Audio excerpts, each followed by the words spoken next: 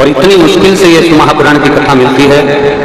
कहीं आपके और हमारे भाग्य आज बैसाखी पूर्णिमा के आनंद में कुछ भगवान ने बहुत बड़ा पुण्य करा होगा जो पवित्र कथा आप हम सुनो। पार्वती जी स्वयं भगवान शंकर से प्रार्थना कर रहे हैं। मां गौरी भगवान शंकर से निवेदन कर रहे हैं कि मान लो कोई कारणवश किसी व्यक्ति की माता प्राण छोड़ देती है। बहुत सावधानी से सुनना, गौरी शंकर शिव पुराण है, सावधानी से और दिल लगाकर सुनना। मान लो अगर किसी बच्चे की माता प्राण छोड़कर चली जाती है, किसी का पिता प्राण छोड़कर चला जाता है, उसका कोई है ही नहीं, तब उस जगह पर उसका भरण पोषण करने वाला कौन हो? उसको संभालने वाला कौन संभालेगा? भगवान देवादिदेव महादेव मां गौरा को इस प्रश्न का उत्तर देने से पहले मौन हो जाता है, चुप चुप स्तुप्त हो जाता है।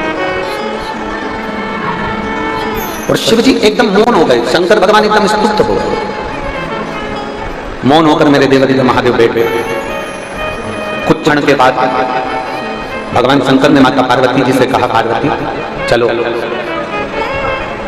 मैं तुम्हें कैलाश पे से उतार कर आज काशी की यात्रा कराता हूं। पूरी भारत की भूमि पे शंकर जी के मंदिर में पार्वती जी मिलेंगे। पूरी भारत की भूमि पे अपने कुरूद के जितने मंदिर हों शंकर जी के, उनमें जाके दर्शन करना, पार्वती जी के साथ आना। धमतरी के जितने मंदिर हों, रायपुर के जितने मंदिर हों, भाटापारा के जितने मंदिर हों, पौकड़ी के जितने मंदिर हों, आसपास सोहेला आदि के जितने भी मंदिर हैं आप उनमें जाकर देखिएगा। शंकर जी के मंदिर में पार्वती जी, शिव जी माता पार्वती जी को काशी की यात्रा करा रहा है। और काशी की यात्रा कराते कराते पार्वती जी ने क्या देखा कि यहाँ पार्वती के रूप में पार्वती शंकर के साथ नहीं है। भारत की भूमि पर केवल एक स्थान ऐसा है जहां पर शंकर भगवान के साथ में पार्वती जी नहीं है, जहां पर शंकर भगवान के साथ अन्नपूर्णा माता विराजमान है, और वो काशी की पवित्र गंगा है। वहां पार्वती जी नहीं, वहां कौन बैठी है? जम के बोलो जरा, अन्नपूर्णा माता। वहां अन्नपूर्णा माता विराजमान, अन्नपूर्णा माता, पार्वती जी नहीं बैठी। माता पार्वती जी का स्थान नहीं, अन्नपूर्णा का स्थान। पार्वती पूरे विश्व के मंदिर चली जाओ, पूरी पृथ्वी पर भ्रमण कर, जितने मंदिर मिलेंगे उसमें तुम मेरे साथ में विराजमान। और केवल एक स्थान काशी, जहां पर लोग मुझे विश्वनाथ कहते हैं। कौन सा नाथ है? विश्व। जहां मुझे लोग विश्वनाथ कहते हैं, केवल दुनिया में केवल एक मंदिर ऐसा है विश्वनाथ का जहां पार्वती नहीं अन्नपूर्णा बैठी है। उसका कारण केवल इतना सा है, पार्वती जब किसी के माता पिता परिवार कुटुंब नाते रिश्ते सब छोड़ देते हैं, तब भगवान शंकर कहते हैं जन्म पृथ्वी पर मैंने मनुष्य को दिया। एक बच्चा भी जन्म लिया है तो मेरी मर्जी से हुआ। एक स्त्री ने जन्म लिया, एक पुरुष ने जन्म लिया, एक जानवर ने जन्म लिया, एक पशु ने जन्म लिया, जीव ने जन्म लिया, पशु ने जन्म लिया, पक्षी ने जन्म लिया, वो मेरे बल पर लिया।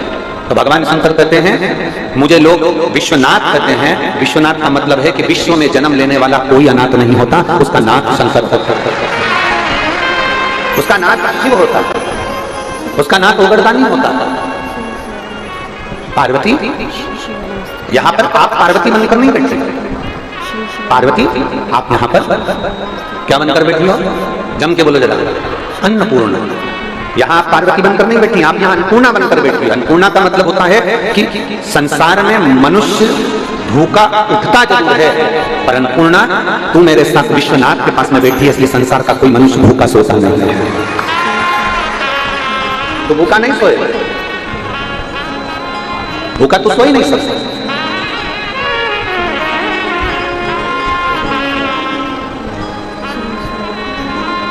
भूखा नहीं रह सकता, तो भूखा सो ही नहीं सकता। कभी मौका मिले ना, एक काशी में दीपावली के दूसरे दिन मां अन्नपूर्णा का खजाना लुटाया जाए, दिया जाए। और कभी मौका मिले तो कुबेरेश्वर धाम पर, जिसका नाम कुबेर भंडारी है, कुबेरेश्वर सीहोर में, कभी मौका मिले तो दीपावली के दूसरे दिन वहां से भी खजाना दिया जाता है। ये दोनों खजाने एक ऐसे खजाने हैं जिसको लाल वस्त्र के अंदर अपनी अलमारी में अगर रखा जाए, कंगाल से कंगाल व्यक्ति भी एक दिन धनपति होता है। तो केवल एक ही दिन मिलता है। अन्नपूर्णा का खजाना काशी में, कुबेर भंडारी का खजाना दीपावली के दूसरे दिन सुबह। शिव तत्व की प्राप्ति। पार्वती मैं विश्वनाथ, विश्वनाथ, मृत्यु लोक में जन्म लेने वाला कोई मनुष्य अनाथ नहीं है। कई माताएं कह देती है मैं तो अकेली पड़ गई, नहीं। कई बच्चे कह देते हैं गुरुजी हमारा कोई नहीं है, हम अकेले।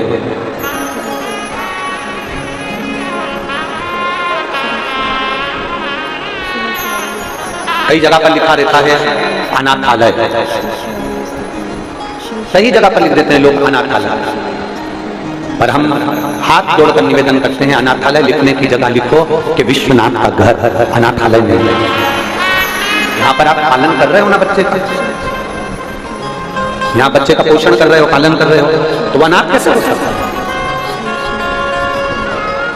कि जिसके सिर पर तेरा हाथ प्रभु, सो दुख काहे था पाए प्रभु, वो दुख काहे का पाए प्रभु। जिसके सिर पर तेरा हाथ प्रभु, वो दुख काहे पाए प्रभु, वो दुख काहे को पाए प्रभु। जो जावे तेरे सत्संग में, जो जावे तेरे सत्संग में, वो दुख काहे को पाए प्रभु, वो दुख काहे को पाए प्रभु।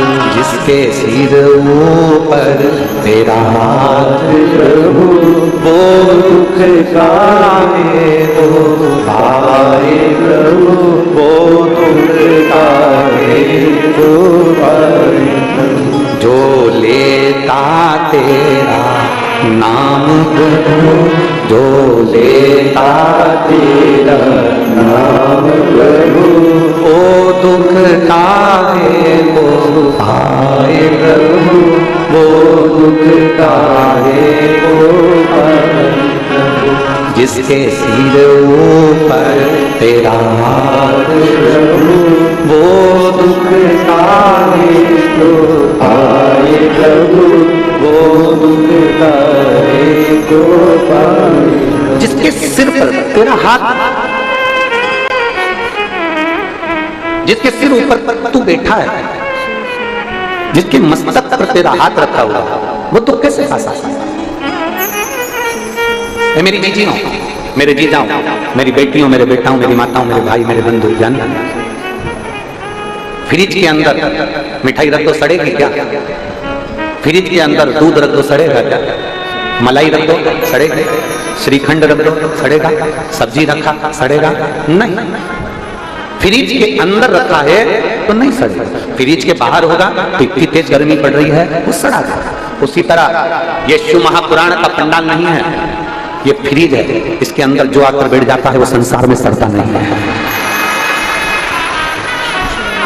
ये कथा का पंडाल नहीं, ये फ्रिज है।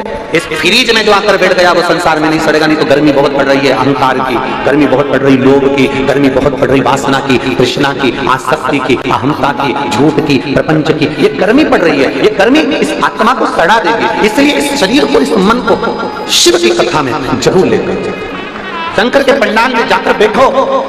और मेरा निवेदन है जो 7 दिन से इस पंडाल के अंदर रात रात घर पड़े हुए हैं, भगवान की भक्ति में डूबे हुए हैं, उनसे पूछना कि पंडाल में रहने का सुख क्या होता है, भगवान उनकी झोली खुशियों से भरता है कि नहीं भरता, वो पूछो।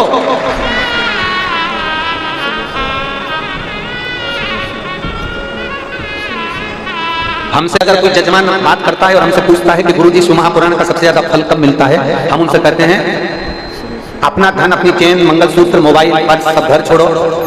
भले तुम 5-6 दिन अपने घर में रहो, मना नहीं है, और भले तुम यजमान हो, एक रात्रि तुम कथा के पंडाल में दरी बिछाकर सोकर देखो, उसका आनंद क्या है, उसका सुख क्या होता है।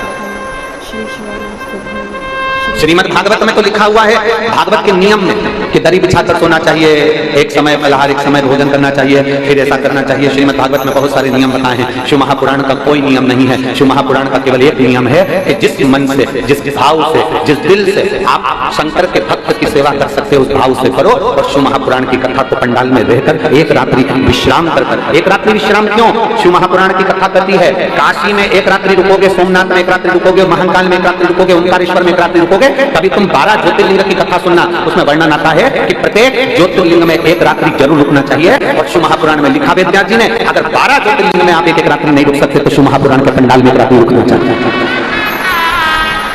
एक रात्रि का विश्राम। इसलिए हम कहते हैं कथा का छठा दिन कौन सी रात्रि कहलाती है? शिवरात्रि। हम कहते हैं वो शिवरात्रि कहलाती है। एक रात्रि आप विश्राम कर शंकर को पाने का प्रयास करें, शिव को ढूंढते हैं।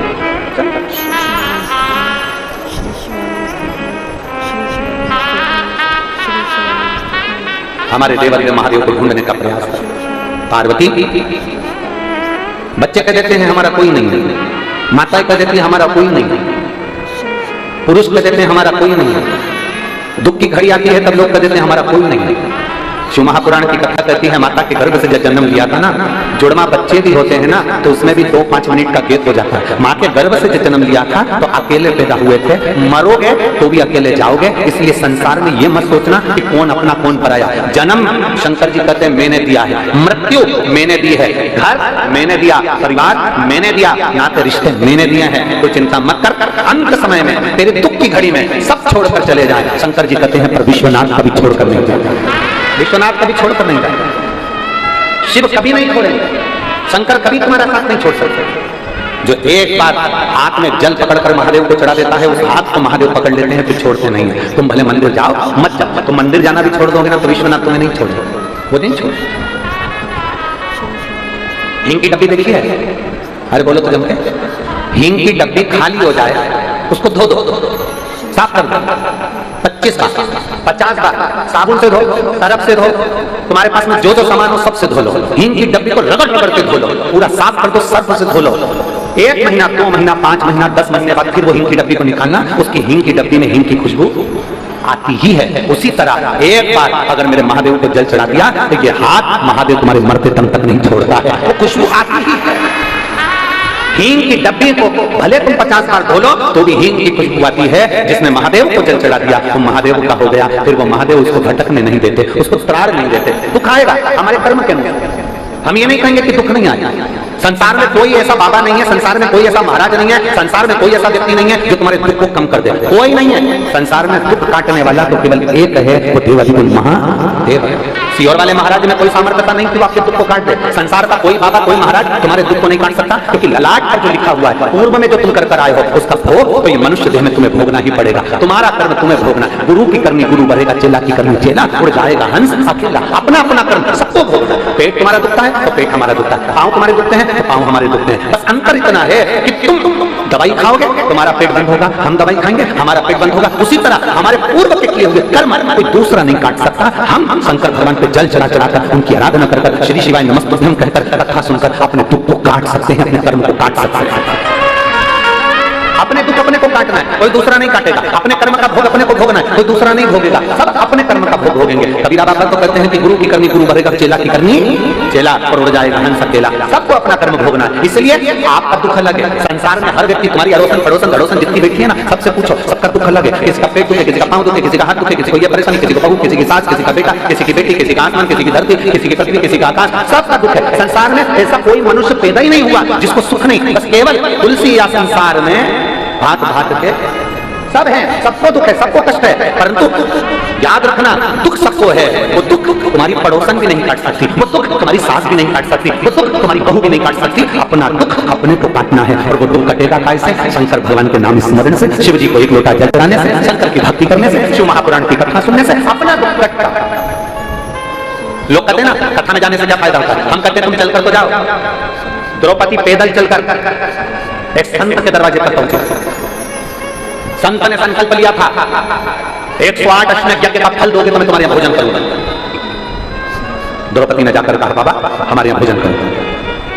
संत ने कहा द्रौपदी तेरे पतियों ने तो एक बार भी 108 अश्वमेध यज्ञ नहीं करे, केवल एक यज्ञ करा तेरे पति ने, और तू कह रही है कि 108 अश्वमेध यज्ञ के लिए।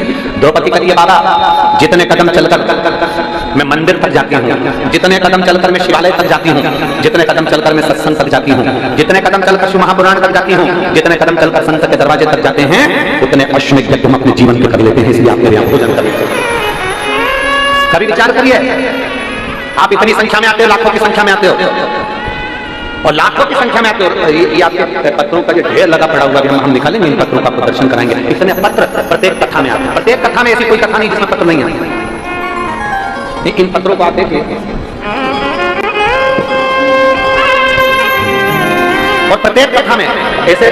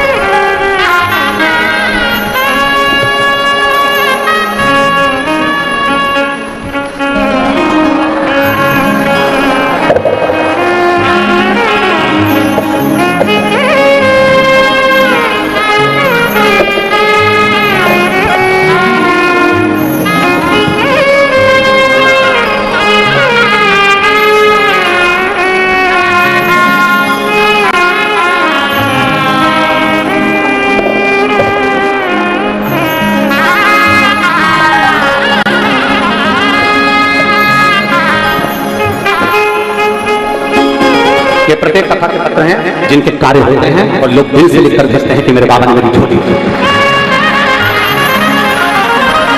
इसमें मोबाइल नंबर भी होता है, एड्रेस भी होता है, कौन से गांव का है, क्या फोन नंबर है, क्या मोबाइल नंबर है, इन पत्रों में होता है। ये लाखों की भीड़, ये लाखों के भक्त शिव महापुराण में ऐसे ही नहीं आ जाते। देख कर जब वो बाबा से झोली पसार कर प्रार्थना करते हैं तो अगली कथा में उनका भी पत्र वही मिलता है मंच के ऊपर जाकर।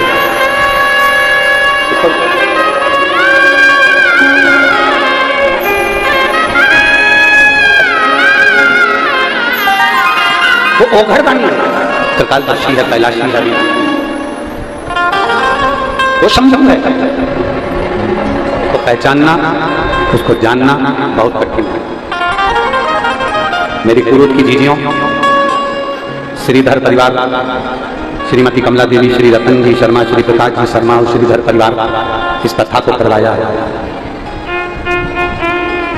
इनका तो भाग्य प्रबल है जो ये कथा ये करवाए, पर उससे ज्यादा भाग्य आप सबका प्रबल है जो आप शिव महापुराण की कथा में तो खाली ना जाता कोई दर से तुम्हारे, खाली ना जाता कोई दर से तुम्हारे, मेरी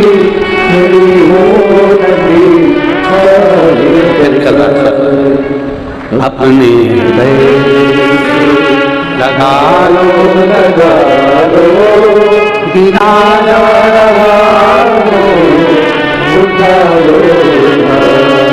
भोले अब गिरी जा रही हो कोई अनाथ, कोई अनाथ, कोई। आप क्यों कहते हो कि मेरा कोई नहीं? आप छाती ठोक कर कहो मेरा बाप मेरा शंकर बैठा है, मेरा पिता मेरा शिव बैठा, और जब मेरा पिता मेरा शंकर बैठा है तो मुझे क्या भय खाना? क्यों भ्रमित हो, क्यों भटकना, क्यों भटकूं? दुख कटेगा, पर उसमें दुख काटने में शिवर वाला महाराज तुम्हारा दुख काटना नहीं है। संसार का कोई महाराज तुम्हारा दुख काट नहीं सकता। अपना दुख अपने को काटना है, अपना भोजन अपने को करना है, अपना पानी अपने को पीना है, अपनी दवाई अपने को खाना है, तो अपना दुख अपने को करना, और वो दुख केवल भगवान के नाम के सिवाय कलियुग केवल नाम और सुमर सुमर नर उतर ही नाम के आधार पर दुख कट सकता है। आप जो भजन कर रहे हो, आप जो शिव महापुराण की कथा सुन रहे हो, आप जो कीर्तन कर रहे हो, आप जो मंत्र जाप कर रहे हो, लाखों की संख्या में बैठकर एक साथ श्री शिवाय नमस्तुभ्यम जब हम बोलते हैं, लाखों की संख्या,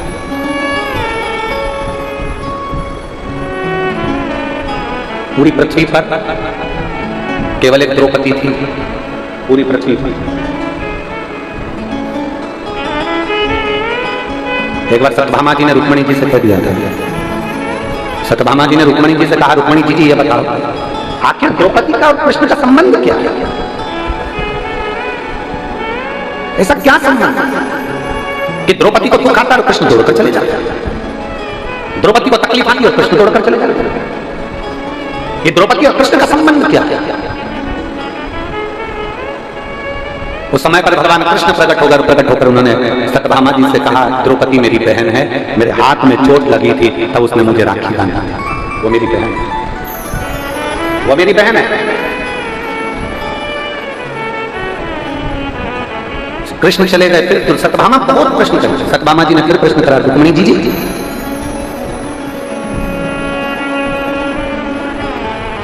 ये द्रौपदी को थोड़ी सी भी अकल नहीं है क्या? क्यों? रजस्वला धर्म से 3 दिन का रजो धर्म था इसका, और इसने हमारे स्वामी को पुकार लिया, भगवान को बुलाया और भगवान ने जाकर इसका चिन्ह बढ़ा दिया। रजो धर्म में तो स्त्री मंदिर नहीं जाती, सामान नहीं छूती, और इसने भगवान को पुकार लिया और भगवान जाकर उसका चिन्ह बढ़ा दिया। समझ में नहीं आया मुझे, तो ये खेल समझ में नहीं आया मुझे, ये खेल समझ में नहीं आया।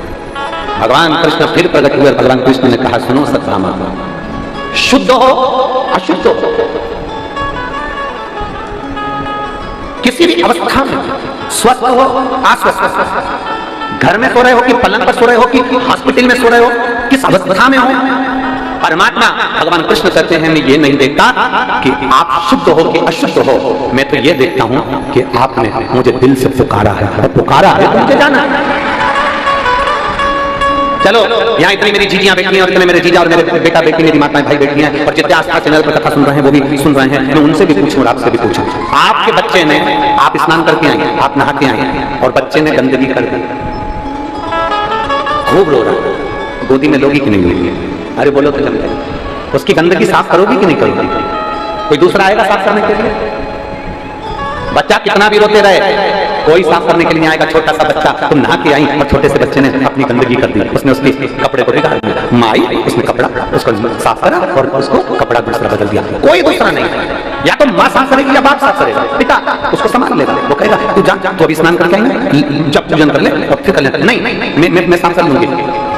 छोटा सा बच्चा माँ की गोद में गंदगी कर दे, छोटा सा बच्चा माँ की गोद में सुसु कर दे, छोटा सा बच्चा माँ की गोद में उल्टी कर दे, वोमिटिंग कर दे, छोटा सा बच्चा माँ की गोद में कुछ भी करे, तो भी माँ को वो हक है कि वो मंदिर में जाकर दिया लगा सकती है और भगवान की पूजन कर सकती है।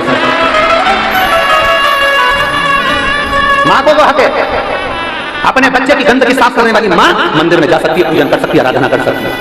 एक बार गंदगी करी और तुम वापस नहाने जाओगे क्या? अरे बोलो तो जम के, फिर बच्चे ने गंदगी कर दी फिर नहाने जाओगे क्या? नहीं, बच्चा गंदा हो गया तो माता पिता ने उसके कपड़े साफ करे, माता पिता ने उसको संभाल लिया। उसी तरह भगवान कृष्ण कहते हैं, अगर संसार का मनुष्य किसी भी अवस्था में, अच्छी बुरी किसी भी अवस्था में मुझे पुकारता है, तो भगवान कहते हैं मैं जगत का बाप हूं, मेरा नाम जगन्नाथ है, मुझे जाना पड़ता है। जगत का बाप हूं जगन्नाथ, मुझे जाना पड़ता है। जगत का बाप हूं विश्वनाथ, मुझे जाना पड़ता है। जगत का बाप हूं द्वारकानाथ, मुझे जाना पड़ता है। जगत का बाप हूं बद्रीनाथ हूं, मुझे जाना पड़ता है। जगत का बाप हूं केदारनाथ, मुझे जाना पड़ता है। जगत का बाप हूं सोमनाथ, मुझे जाना पड़ता है। मैं जगत का बाप हूं, मेरा बच्चा जिस अवस्था में पुकारेगा मुझे जाना पड़ेगा, जिस अवस्था।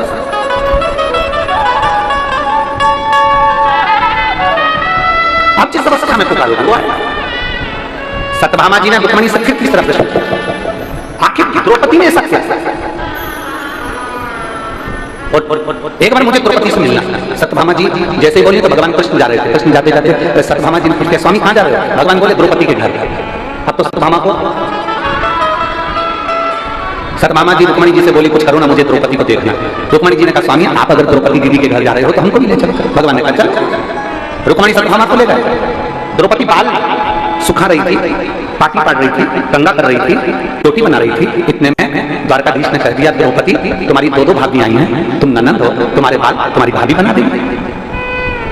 इतने में रुक्मणी जी आगे बढ़ी बाल बनाने के लिए। सत्यभामा जी ने कोनी मारकर पीछे कर तुम रुको, आज अच्छे से इसका बाल बना, आज मैं अच्छे से बाल बना। सत्यभामा जी आगे बढ़ी, बाल बनाते बनाते सत्यभामा जी ने एक बाल को चमचे खींच लिया। खींचते से जैसे बाल खींचा उसमें से आवाज आई हे कृष्ण। कौन सी आवाज आई? हे कृष्ण। सत्यभामा जी को लगा द्रौपदी के केश में से आवाज, फिर खींचा फिर आवाज आई हे कृष्ण, फिर खींचा फिर आवाज आई हे कृष्ण। सत्यभामा जी रुक्मणी जी से बोली समझ में नहीं आ रहा। सत्यभामा जी बोली रुक्मणी जी से समझ में नहीं आ रहा, मैं बाल खींचती हूँ और उसमें से हे कृष्ण आवाज आती है। तब भगवान कृष्ण प्रकट होकर बोले सुनो सत्यभामा, पूरी पृथ्वी पर कोई संत, कोई साधु, कोई महात्मा, कोई योगी, कोई सन्यासी, कोई तपस्वी इस संसार में जन्म नहीं लिया जिसने एक दिन में 3.5 करोड़ बार मेरा नाम लिया हो। केवल एक द्रौपदी है जो 3.5 करोड़ बार मेरा नाम लिया। मनुष्य के शरीर पर 3.5 करोड़ रोम छिद्र हैं। एक एक शरीर का एक एक रोम गिना जाए तो 3.5 करोड़ रोम छिद्र इस मानव के शरीर पर हैं। ये 3.5 करोड़ रोम छिद्र मनुष्य को केवल एक दिन में 3.5 करोड़ बार मेरा नाम लेने के लिए दिया है। पर मनुष्य खाने में, भोग में, विलास में इतना डूबा रहता है कि वो 3.5 करोड़ बार मेरा नाम नहीं ले पाता। केवल संसार में एक द्रौपदी ऐसी है जो एक दिन में 3.5 करोड़ बार मेरा नाम लेती है, इसलिए मैं तोड़कर इसके पास आता हूं।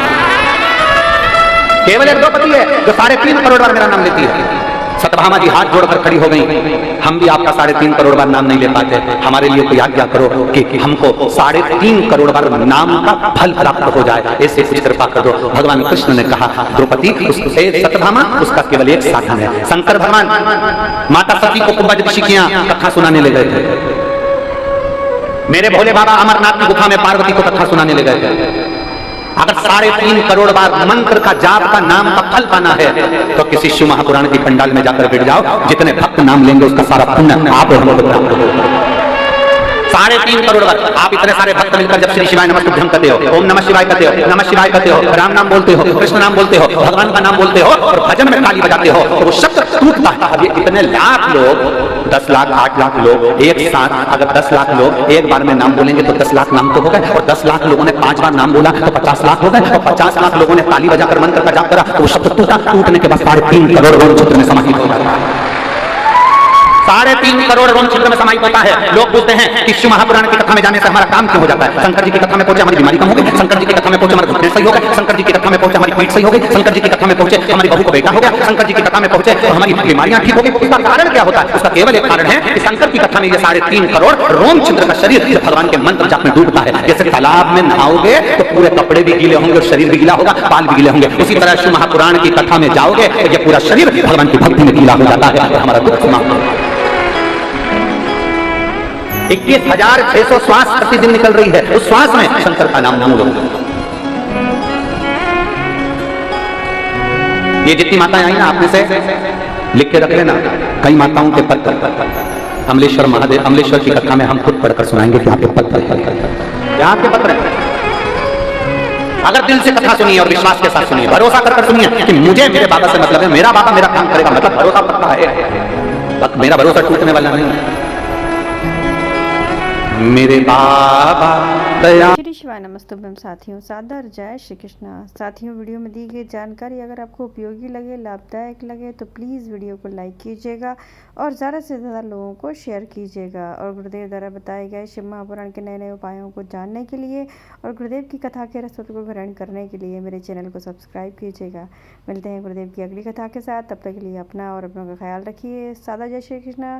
श्री शिवाय नमस्तुभ्यं। हर हर महादेव।